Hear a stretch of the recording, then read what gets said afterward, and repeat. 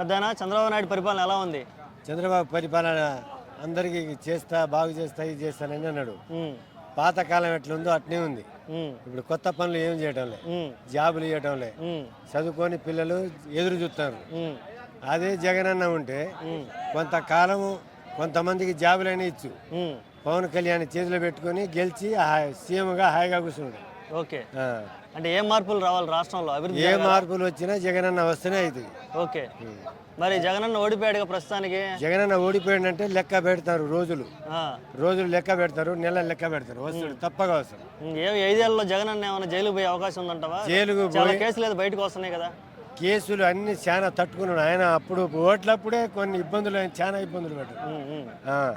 తల్లిని వదిలిపెట్టి, పిల్లని వదిలిపెట్టి, అవన్నీ అడ్డంకులు వచ్చినా, ఏ అడ్డంకులు వచ్చినా సీఎం అయి తీరి కొన్ని పనులు వాళ్ళ నాయన చేసిన పనులు చేసి చూపెట్టిండు. రఘురామకృష్ణరాజు గారు మళ్ళీ పాత కేసులన్నీ దోడుతున్నారు. జగన్ ఎందుకు బెయిల్ రద్దు చేయకుండా ఉంచుతున్నారు బయట అని కేసు వేసాడు కదా. అయ్యి మళ్ళీ వస్తుడేమో, సీఎం అవుతాడేమో, కాకుండా చూద్దామని జగన్ మీద కుట్ర ముందే జాగ్రత్త పడతారు. ఓకే, కానీ ఎంత జాగ్రత్త అయినా జనం ఆగరు. ఇప్పటికే లేస్తారు. అసలు ఈ కూటమి కలిసి ఉండే అవకాశం ఉందంటావా? పవన్ కళ్యాణ్, జగన్, చంద్రబాబు కలిసి ఉండే అవకాశం ఉందంటావా? ఫ్యూచర్ విడిపోతారంటావా? వాళ్ళు విడిపోతారు, ఖచ్చితంగా విడిపోతారు. ఓకే, 2029లో జగన్ సీఎం అవుతాడు తప్పగా. మరి షర్మిల ఉంది కదా పక్కన చెల్లి, షర్మిల అయినా జగన్ మీద బాగా చేసిండు కొన్ని పనులు. జగనే గెలుస్తాడు. ఎట్టి పరిస్థితుల్లో.